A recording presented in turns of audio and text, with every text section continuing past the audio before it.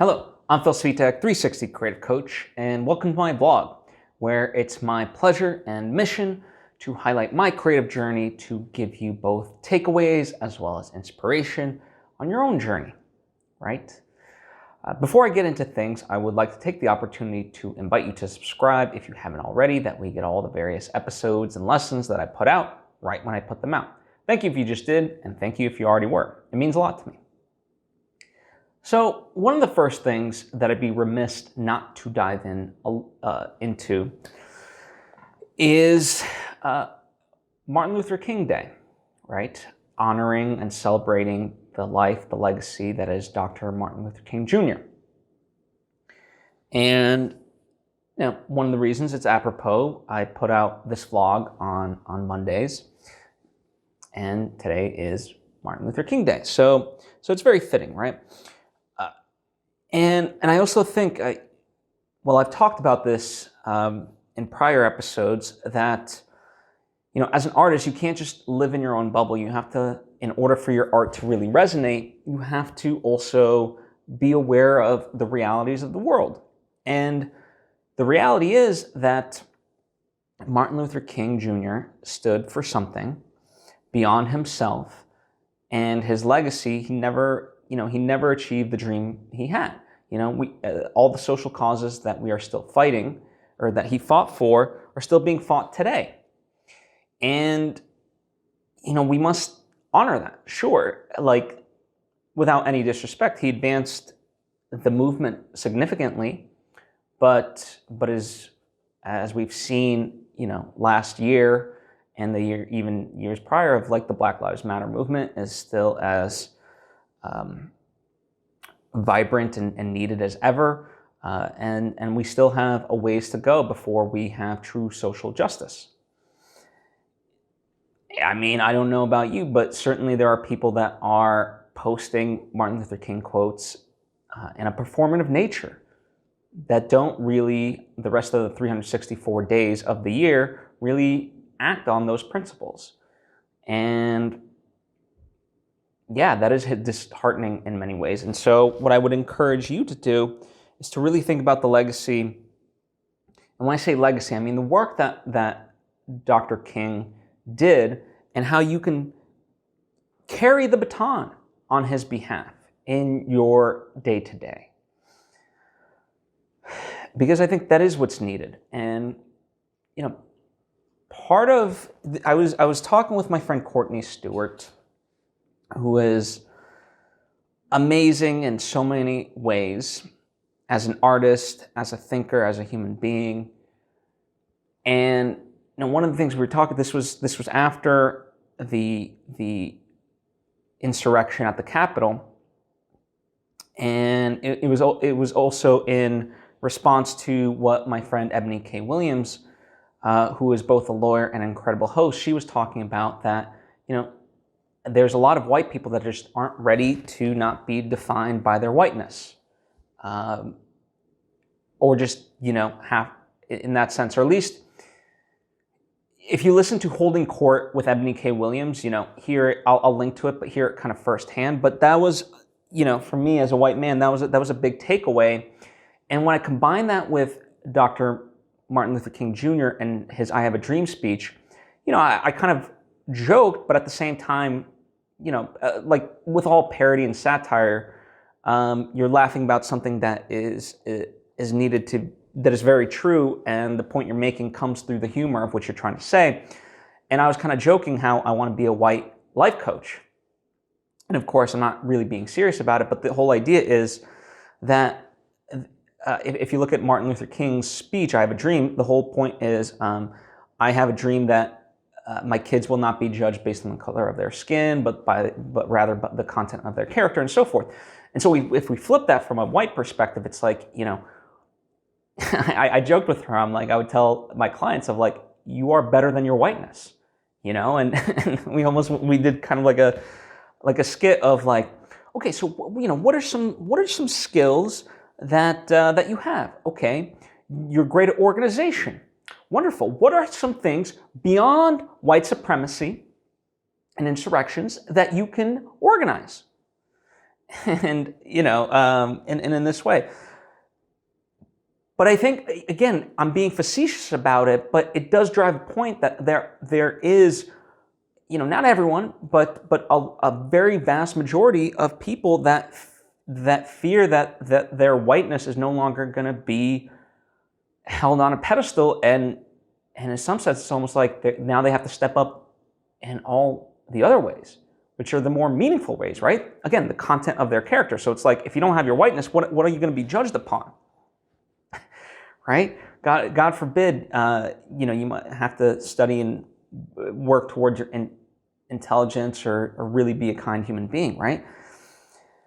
And, again, she was laughing about it, I was laughing about it, but it really underscored a very real truth, and that I want you to really consider about that, if we take the I have a dream speech and really boil it down to the content of her character, then we really have to, go beyond.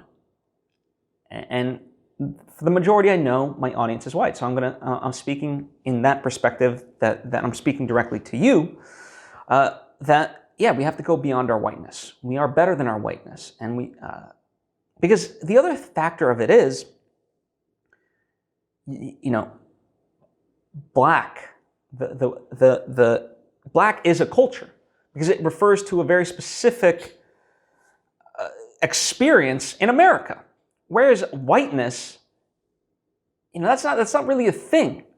And I know it's not a thing because, you go to Europe, and certainly, if you were Irish, or if you were, Polish, just the amount of history there, no one defined themselves as white. They always found ways to separate themselves, and there were so many wars and genocides just because of that.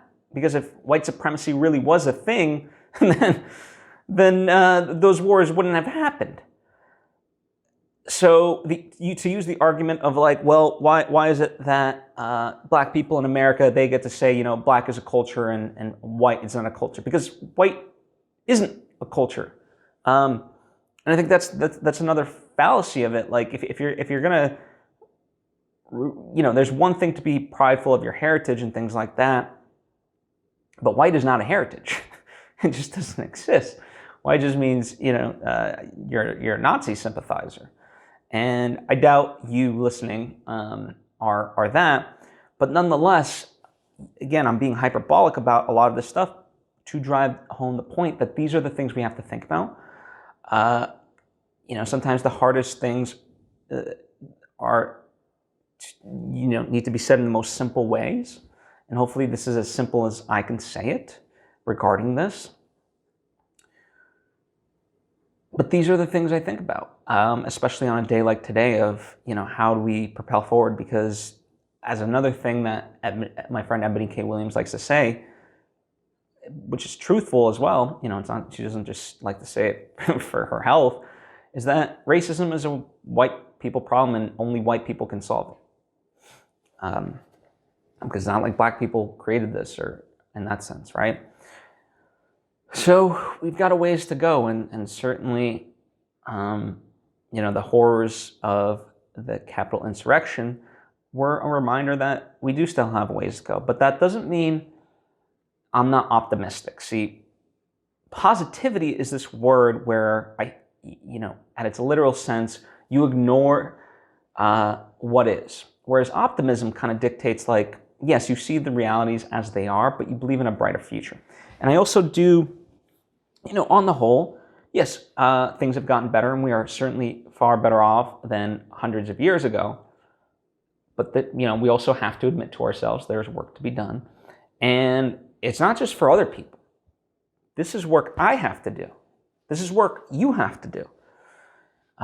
And really, for me, if this helps you in any way, I welcome it as a challenge, because I love learning. And kind of like in the vein of Socrates, I don't know everything, and I don't claim to know everything. In fact, if I ever claim to know anything, or if I claim to know, then it truly means that I don't know, right? So in that regard, I always like to learn and explore. And by the way, some people get very put off by that notion because, oh, God forbid, it's gonna, introducing something new into the mix might offset what they believed. And it's like, well, if you really believe what you believe and it's true, then no matter how much other stuff you consume, it won't matter because yours is the truth, right? Of course, the truth, in a lot of ways, in terms of the truth is never subjective, but in terms of how we interpret it, I believe is very subjective. Because it gets filtered through our minds, our biases and experiences and so forth. And so we should, like Socrates says, the unexamined life is not worth living, and that's really what it is for me. So these are but a few things. It's just barely scratching the surface of how I look at racial inequality in America, Dr. Martin Luther King Jr. and all that. But I figured I'd at least spend some time on it.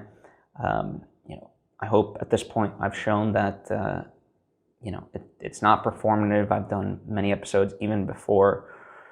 I have a long ways to go. It is a lifelong journey. It's much like learning. Learning is a lifelong pursuit, and this, for me, is going to continue to be a lifelong pursuit. And that's one of the things I want to continue to hammer home when I talk about these things. So, a couple of, before I get into my creative pursuits and really what I'm up to, I just want to kind of highlight a couple of quick things that are just just quick things, completely unrelated, but I think worth talking about. So speaking of Ebony K. Williams, Holding Court with Ebony K. Williams is a wonderful podcast that I really encourage you to listen to. And when you talk about doing the work, right? This is a quick tangent. Sorry, but when you talk about doing the work, part of it is immersing yourself in others' experiences and really listening to firsthand. And Ebony's show is hosted by a Black woman. Her co-host is a Black man, and so it offers me weekly an hour of a different perspective, or looking at the world through their lens. And it's not to say, like, obviously they are not representative of every person, Black person in America, but it certainly is a nice stepping stone. And so take that for what it's worth, and I highly recommend listening to that show. But one of the things that got me to thinking, they have a running joke, always read the terms and conditions.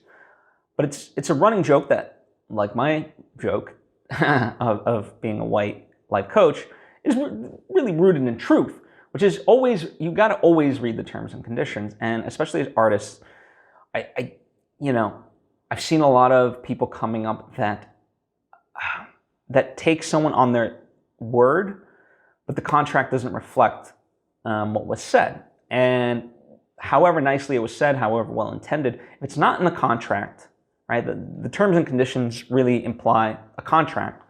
If it's not on that sheet of paper that both parties sign, it's meaningless. And for me, as far as business is concerned, I'm a firm believer in really laying out all the expectations, so that way no one's blindsided. And as many contingencies as you can think of, think of them and how, and if nothing else, how disagreements will be dealt with. Because I think then, to me, that gives everyone a level of comfort going into the situation, because they know the expectations, right? As I said a little bit earlier, we really have to say the hard things very simply and define them, because if we just make these assumptions, then that's what gets us into trouble. So always read those, as they say, read the damn terms and conditions.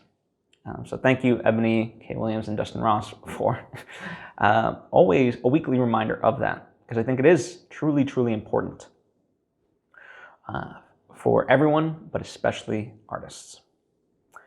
The other thing I was thinking about I was talking with my friend Khalil Abubou, who you may have seen on past episodes of mine. He's a dear friend of mine, a dear collaborator, one of the stars in my movie Idol. And, we were talking about kind of his pursuits and his, upcoming goals. And, one thing that I keep coming back to is quality is not yours to determine. I've said this to other friends of mine. I've shared it on the episodes that I do. But I really just want to hammer that in because quality is not yours to determine. One of the things who was sort of worried about, he did a series called Tell 'Em About, where he filmed, it's kind of like one of those VH1 style shows of like, I Love the 90s or something like that, where you have people against the green screen. They're talking about, various topics, and then it's intercut with footage of what they're talking about, and it's really funny yet informative. And I said, you should do another season of that. And he said, but it'd be hard, whatever else. I said, just have people film it and at their home on a webcam, whatever the case may be, and then just submit it to you. Like it doesn't you can make it as easy as possible. And he said, well, what about the quality? And I said, number one, right now, you have Stephen Colbert, Jimmy Kimmel, like all these major hosts, hosting from their damn living rooms, right? So number one, you're on par with everyone else. Number two, quality is not yours to determine. I told him, listen, I could cut out our heads from a picture and put them on stick figures, and if 20 million people watched that and enjoyed it, then who am I to say that's not quality, right? So quality is subjective. All you can do is, and too many people hide behind that idea of like that, if it's not quality, I can't put it out. And I'm not saying put out garbage, right? At the end of the day, you should still put your best foot forward in the way that you can. But at the same time, you really have to believe in what you're doing. Like, put your best foot forward, believe in what you're doing, and do the best you can at that given moment. Like whether Robert Rodriguez, Christopher Nolan, I'm talking, these are movie directors, but you can think of any other artists, right? When they're starting off, between like them being sort of on the novice, we all get to a greater mastery version of ourselves the longer we progress. So, that in itself ups the quality. And second, a lot of the resources that we gain later on in life help enhance our quality, right? That we don't have the luxury of when we're starting off. And so, Chris Nolan, he made Following, and that was his first movie, and he made it as best as he could, for that point in his life. And it's a wonderful movie. Sure, it's black and white, all these different things, but it's a gem of a movie. And he put his heart and soul into it, right? So you can't, there's never going to be a perfect time. The green lights of life will never be aligned such that like you could just speed right through, right? You're going to get a green light, and then you're going to get another green light. Oh, and there's a red light. Oh, okay, you might have to stop. It's like it's just that's just life, right? So stop allowing this idea that what you're doing is not quality to dictate you not doing anything at all. Speaking of that, one of the things that Khalil and I also kind of talked about that was a jumping off point of this is, and I don't want to judge too harshly, but I do see a lot of people hide behind self-care as this way of not being there for people, especially right now. And, there's never going to be an exact time where you're going to be 100% perfect. It's not like you reach this point and then you're good to go for the rest of your life. The point is, like, at the end of the day, I said, like, Khalil, I hope like, if you really need me, and even if you call me and I tell you, like, hey, I'm at a 2 out of 10 today, so you're probably not going to get the best out of me, but I'll give you everything that I got, And that's, to me, that's kind of what it's all about. It's just showing up when people need you. And I think, that does tie in to creativity because, we don't, the idea that we get to choose and come in and out whenever it's fitting for us and expect great results. That's not how life works. It's not living life. That's not being an artist. And so, listen, I'm all for self-care and things like that, but I think the insidious side of it, there's a fine line, but some people venture into the insidious nature of it, where like self-care gives them license to just be completely apathetic to other people's things of like, well, that's your perspective, if I upset you in that way, that's your thing, and I have nothing to do with that. That's just you misinterpreting me and blah blah blah. It's like, we can't, Simon Sinek talks about this of like, we over-index rugged individualism, and there's no section called help others. And I really believe that we really got to kind of consider that.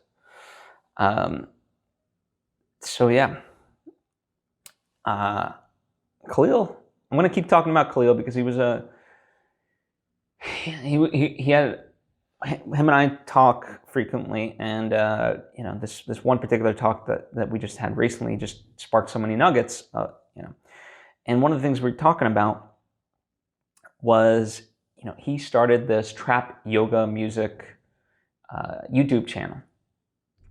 For me, completely out of left field. I'm like,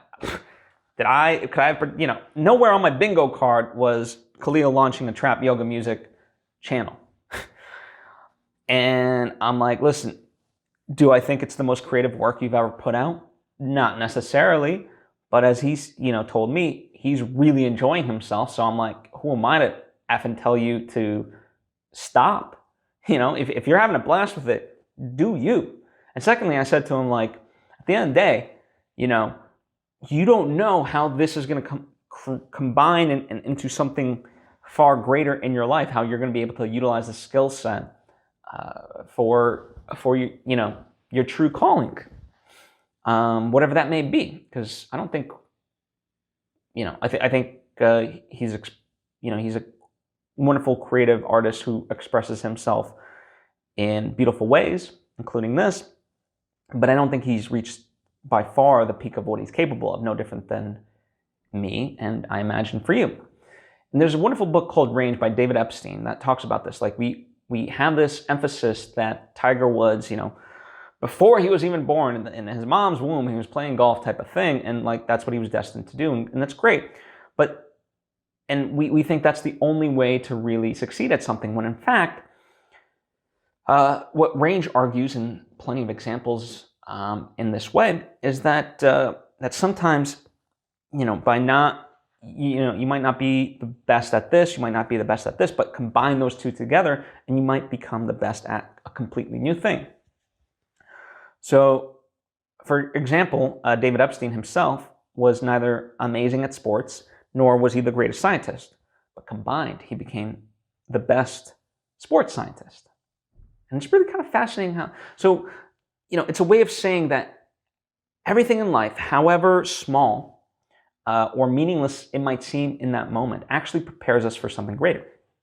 But the condition is if we choose to see it that way. If if you choose to be a victim, if you choose to not see the benefit of past experiences, then no, you will never reach that potential, I believe. But if you open yourself up to it, then good things do come. So I think about that. Now, one of the things I was telling Khalil was there's an amazing short story. It's only like 7 pages, called The Ones Who Walk Away from Omelas, written by Ursula K. Le Guin. Wonderful, wonderful writer. And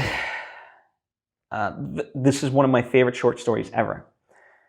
And I'm going to kind of spoil it. If you're not interested in getting it spoiled, then skip ahead a couple of minutes. But I'm going to talk about kind of the metaphor of it. And even though if you've never read it and if you're cool to have it spoiled, I still would encourage you to really read it. So fair warning, now I'm about to start. So The Ones Who Walk Away from Omelas is about this city, Omelas, the city of happiness.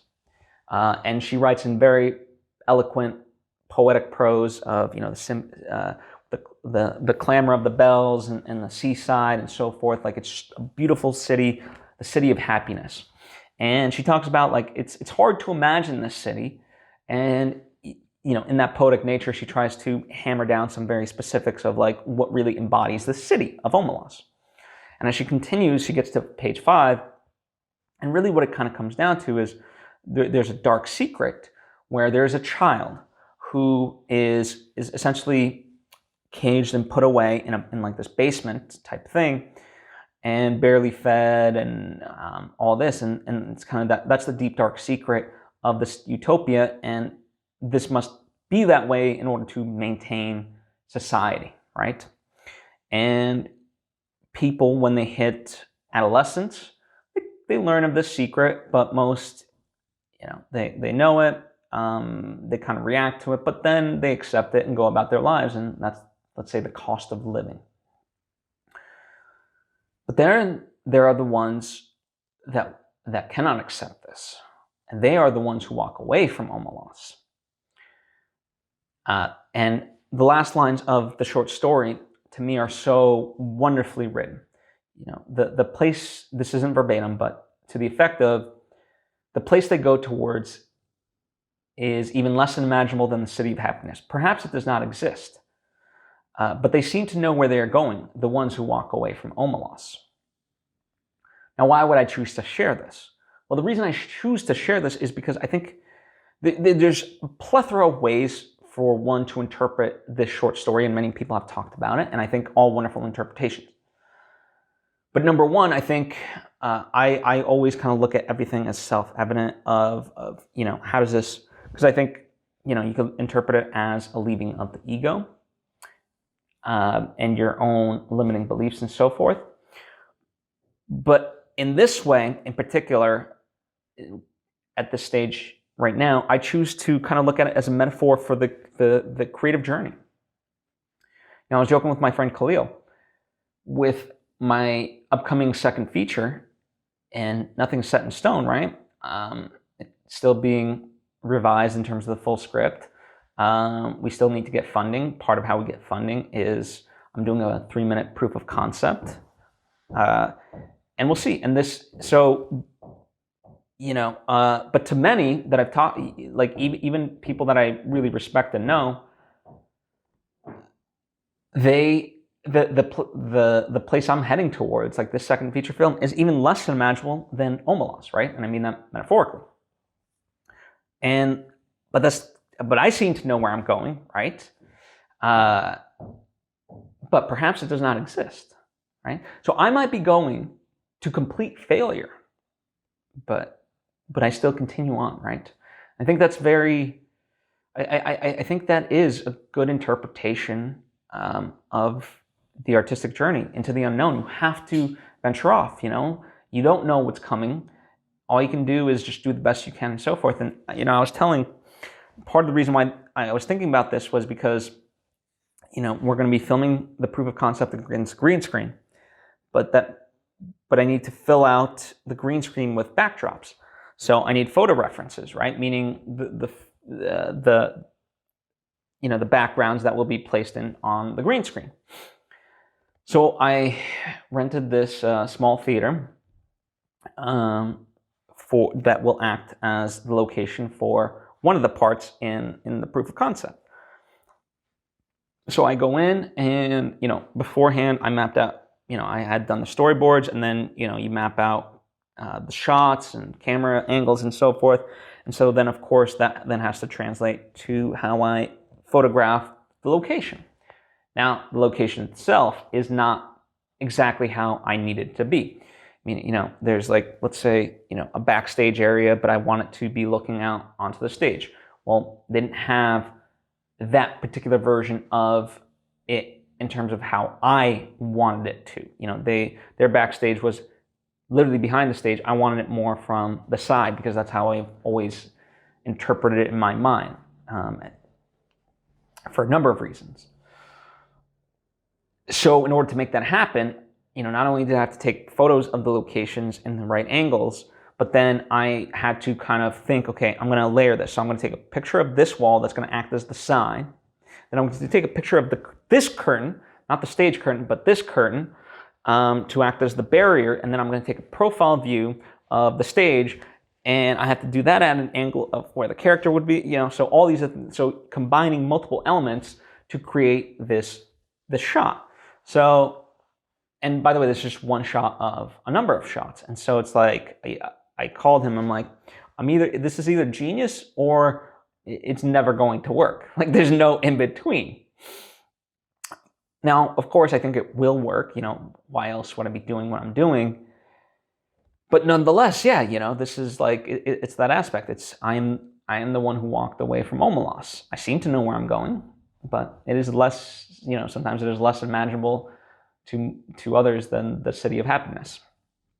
So, yeah, I don't know, that's kind of how I've been viewing kind of things at the moment, and so I got that, and now we're less than a week from filming this proof of concept, and it's very interesting. A lot of things kind of still happening. The weight of it does hit you. This is not like filming any other thing. Number one, for the technique of it. Number two, the reason that I'm employing the technique that I am, which is filming everyone separately against the green screen, is so that way I can keep it as COVID safe as possible. But in that sense, yeah, the weight of it, making sure people are safe, does hit you. And I don't know about you, but before any flight, I get sort of this anxiety, like a great adventure. Not because I'm scared of flying, but like you're going off on this adventure. And it's that same thing that I kind of feel going into this. And, it's not new for me. Before Idol or before any sort of major project, I do feel that sense, because it kind of takes you out of the routine of your day-to-day. It's like, okay, there's some significance to what you're about to do. And I don't know, maybe there's a way to not have to feel that and still deliver. But for me, that just kind of always happens, and I don't love it, but at the same time, I would question myself if that wasn't the case, because then it's like, oh, do I not believe in it? Am I not excited for this? Stuff like that. So yeah, that's the way I've been kind of thinking about this, and looking forward to what this weekend will bring.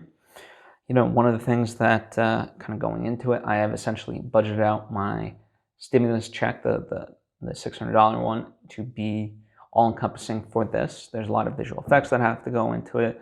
I do want to, pay everyone involved, actors, and then crew. Not the crew that will be, there won't be any crew filming it with me, but, sound, music. I'm going to do the editing myself, but visual effects, graphics, things of that nature. So yeah, hopefully that is a good way for me to spend my stimulus check. If nothing else, hey, I'm going to be giving work to my friends and also paying them for that work. So I look forward to that. Anywho, that's really kind of it as far as the big creative stuff. Just on a more day-to-day level. Been revising some chapters of my book, the nonfiction book, not the fiction book. But yeah, moving the ball slowly but surely. Though this particular project, the proof of concept, this is certainly going to be top of mind, personally and creatively for me this week. To make sure I pull it off in the right way and keep everyone safe. So if you have any questions about any of the stuff that I talked about, by all means, please ask away, whether down in the comment section or hit me up on social media at Svitek. Likewise, share your thoughts. Always happy to read them, always happy to converse, as long as we both agree to be respectful. And of course, if you think this episode might be a benefit to somebody, by all means, please share it with them. I certainly would appreciate it, and I appreciate you, and hope to see you next time.